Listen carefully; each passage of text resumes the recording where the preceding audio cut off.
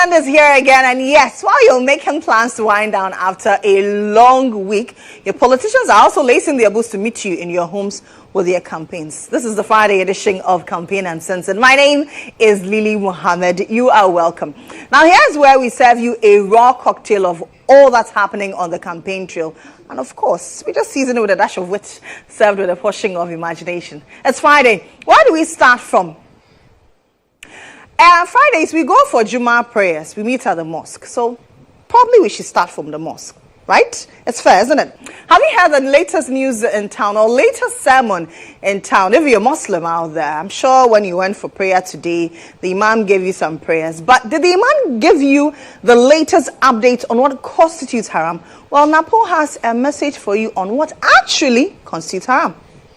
You make a mistake and you vote for NDC, it is haram.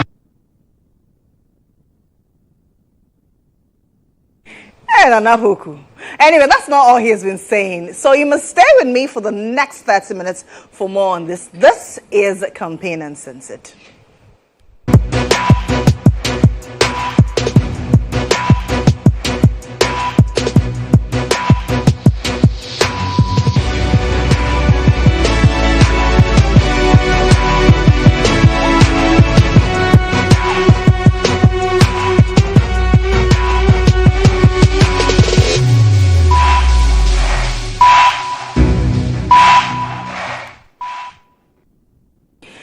Ask you a question. Do you know how remotes work? Are remotes not for robots and basically electronics? Well, GHOne, the national chairman of the NDC, thinks there's a human being, a whole human being, that will soon be controlled.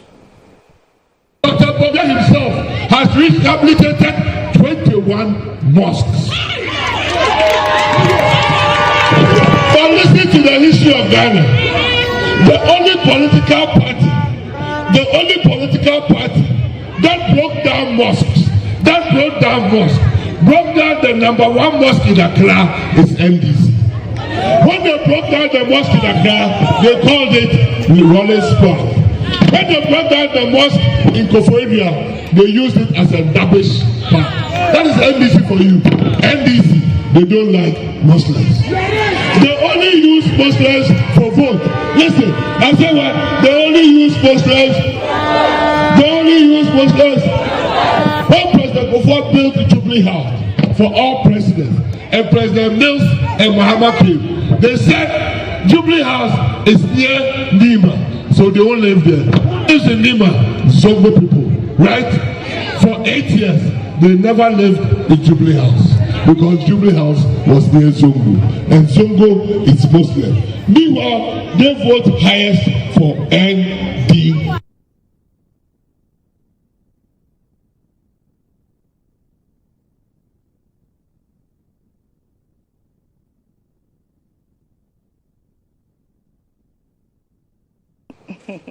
So I was supposed to bring you a sound on a GHOne telling you what's the use of a remote. Earlier I told you what Napo thinks that the NDC made of the Jubilee House. But let me bring you that sound.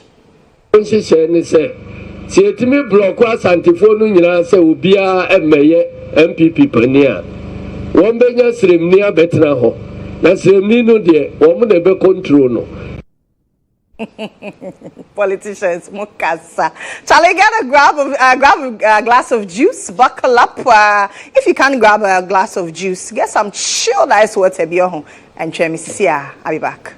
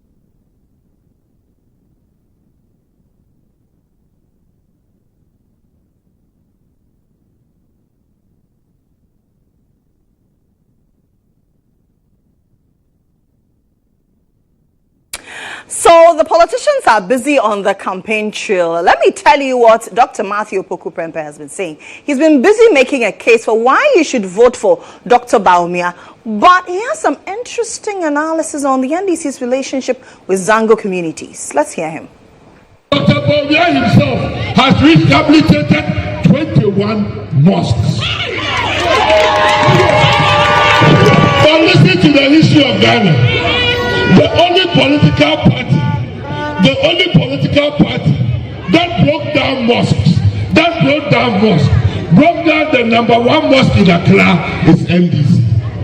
When they broke down the mosque in Accra, they called it Rolling Spot. When they broke down the mosque in Koforidua, they used it as a Dabish park. That is NDC for you.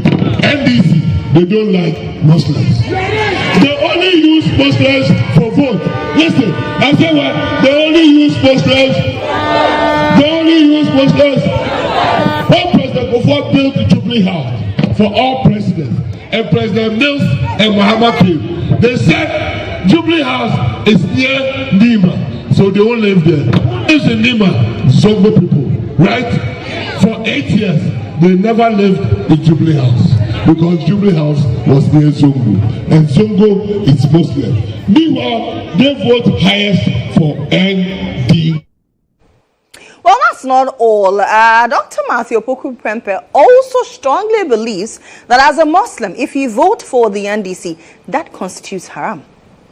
If you are a Muslim and you take your pen and you go and vote, instead for Samuel Abuchi and Dr. Mahmoud Bawumia, you make a mistake and you vote for NDC, it is haram.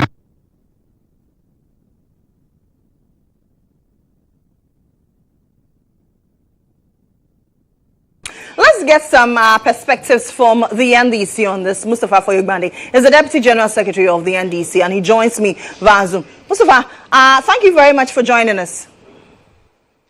Thank you for having me, and good evening to our cherished listeners. Great. As a party, I'm sure you've heard the comments of Dr. Matthew Opoku Prempeh. He says the NDC didn't believe in the Zango communities, hence they didn't live in the Flagstaff House or Jubilee House. I don't know what you will term it. What's your reaction to this, firstly? Well, thank you very much. I think that, first of all, my first assessment of the statement from the supposed running mate of the MPP is that behind him was Samuel Abu Jinapor, Honorable Minister for Land. Abu Jinapor is a brother. To the best of my knowledge, he is not a Muslim. He is a Christian.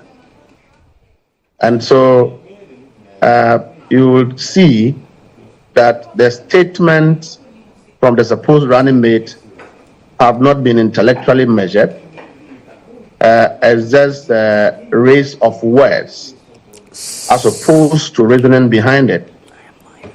I think that we sometimes perceive people in terms of their public personality until you give them an opportunity. Then you get to know who they really are.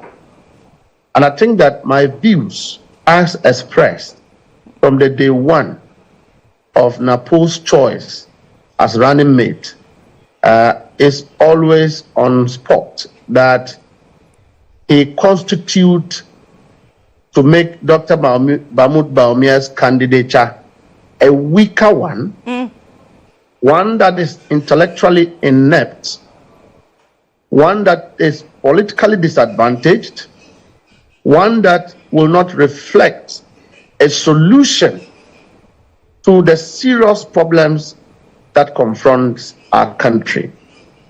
I would rather be talking about joblessness instead of going to respond to somebody whose statement does not find, it does not find ways with knowledge and wisdom. I would rather be talking about hardship instead of going to respond to somebody whose statement has not been thought through.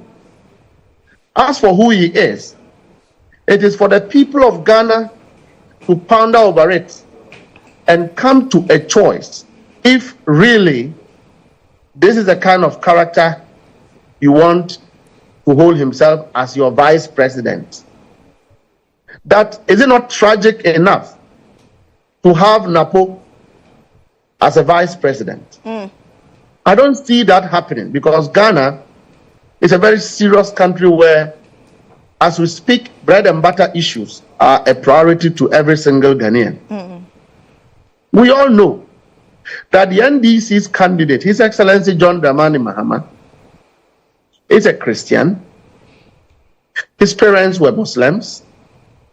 And so the NDC is a Zongo party.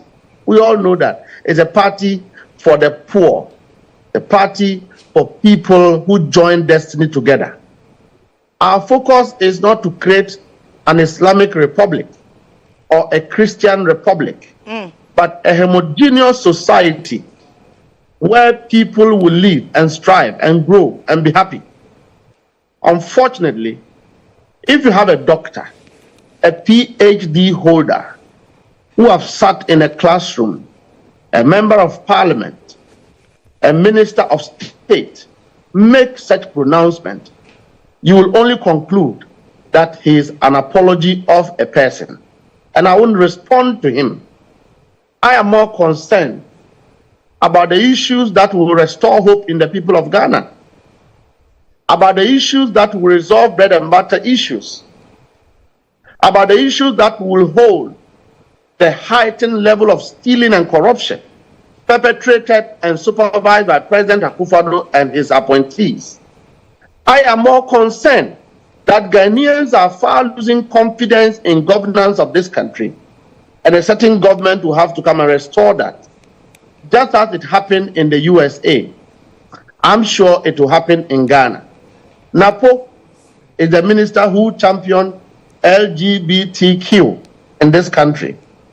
We all know today on MPP campaign trail, you will find people deformed championing LGBTQ campaign publicly. Does it not threaten the culture of our society? I have been a Muslim for over 30 years. The religion that frowns on even LGBTQ more are Muslim. So when the MPP is busy taking funding, and I mean Dr. Mahmoud Bawumia, taking funding from LGBT community, his running mate campaigning under LGBTQ policy. Mustafa, I don't know how you can substantiate those claims that Dr. Mahmoud Bawumia is taking funding from LGBT community. Do you have any evidence to back that? Yeah, I do have evidence that the MPP today. Well, I have not seen that evidence, so I'll implore you to take that back. I'll take responsibility of that. Right. But I'm saying that it is public knowledge that even in Parliament, if you recall, the change of Oseche Mensah Bonsu from being a leader of majority was his opposition to LGBTQ matters. But the substance of this conversation is that, is it not bizarre that Matthew Opoku Prempeh, who loves Muslims so much, does not know that the Zongo community and Muslims at large abhor issues of LGBTQ? He doesn't know. He doesn't know that in Islam, it is rather haram when you project LGBTQ. Napo is telling our students to be taught about LGBTQ. So my fear is that if this government comes to power, you and I, our children, would have to be looking for their sexuality different from what we know them to be. So the combination of Matthew Opoku Prempeh and Dr. Mahmoud Bawumia is a clear danger to our religious beliefs, our cultural heritage, and the unity with which we have lived in this country. These are very divisive individuals of note. These are people who will degenerate and disunite this country. And you should be worried that they are holding themselves on a ticket of a political party, hoping to be made presidents and vice president. I do know that the MPP today have regretted And if they have a single opportunity to change the story, Dr. Mahmoud Bawumia will not be the flag bearer of the MPP. Matthew Opoku Prempeh will not be the running mate of the MPP. Okay. They thought that his candidature would have pulled Ashantis along. But it has failed because the MPP have so hurt Ashantis so much that the people have decided that they can't be fooled always. Most of the businesses that have collapsed in the last 7 years are owned by the people of Ashanti region, but yet their government is in power. Okay. And so clearly, the MPP have regretted having these parade of characters hoping to be elected as president and vice president. I know that Ghanaians will not make that mistake. All right, Mustafa, thank you very much. That's Mustafa Foyugbande. He's the Deputy General Secretary of the NDC. Well, while the spare mate to the mate seeking to be driver is spitting fire, his boss, Dr. Mahmoud Bawumia, is wooing cocoa farmers. And I know the Yemi Dennis to say, Ushe cocoa equiafua first no na. Cocoa Board, Emma Omuma scholarships, Omoko Senior High School, Cocoa Board scholarships, Cocoa Board, Emma Omo, Eco Senior High School. And then free SHS in Inti, Ubiaba Eco Senior High School free. In Inti, Abain Afa, Adwinse, Sikana na yedi tuya koko equiafo omama fees no. From next year, koko equiafo omama Cocoa Board ebe tuya omu university fees free ama koko equiafo ma.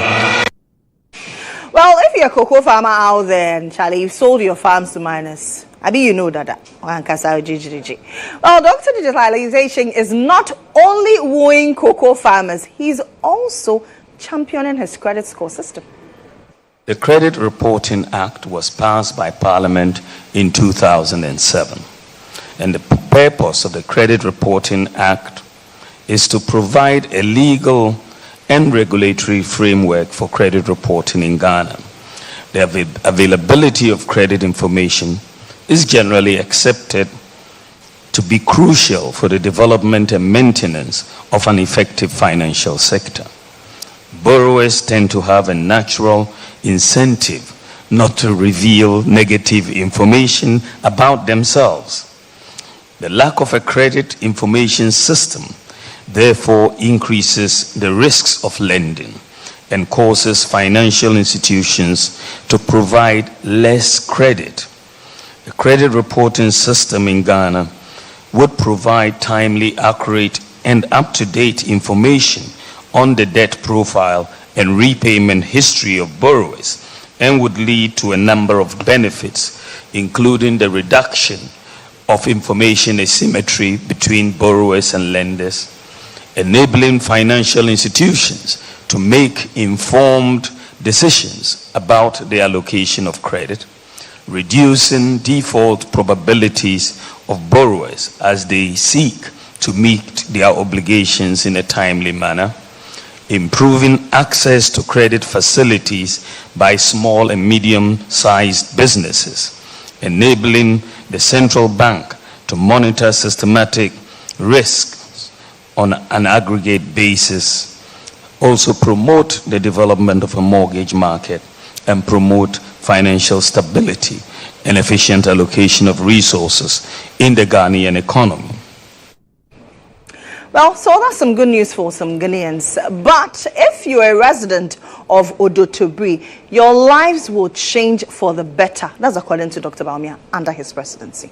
Pese yebua light asem any insuoso asem any telephone network asem. These three major areas me pese yedi yenu etso na yemfa sa impuntu embre obia uhwe apitisu mile 14 kwehkrom ne nyina ehia telephone network. In so Krobri Baby so ye here say yemfansu ko portable water. Enti yebeye sa adwuma no amamo. Well, while all these are happening on the elephantic front, the umbrella is not only providing shade, but throwing even more shades. Chairman General Mosquito, that's again, for him, a vote for Dr. Bawumia is a vote for President Akufo-Addo to control Dr. Digi like a remote. Nanano meme kasawo politics mo memfa tribalism enye me politics. Ba we ye nhyehyaya nipa trans ya boy trimupo ene atwere ede ato ho bibibia e wo sa buku num bia ajapade buku amote ho asem bibia wo bia abaso mako enti o mo sheda na trans se ye ma MPP presidential primaries no emu na ho emma de MPP no peno ye nyi no mfa entua ko na no enti wo mo nhyehyɛ ne sɛ si etimi block asantifo no nyina sɛ obia emmeye MPP pani a wɔn benya sremni abetena ho na sremni no de wɔn mo de be control no na ne breso no na wɔn de awie ajapade nhyehyɛ no wɔn mo nya wie a efiri saa bre ko bia no obia ntimi mediga na konya wabra na na Akufo-Addo na busuafo no wɔn nsanim. Now, the action is only getting thicker as we inch closer to the elections. Let me tell you a bit about a member of parliament for Medina, Francis Xavier Soso. The human rights lawyer and MP, now turned musician, says forget about Kimbaluta, forget about Black Sheriff Ahmad, who has nothing on him. The MP is set to release a single titled Race to Grace.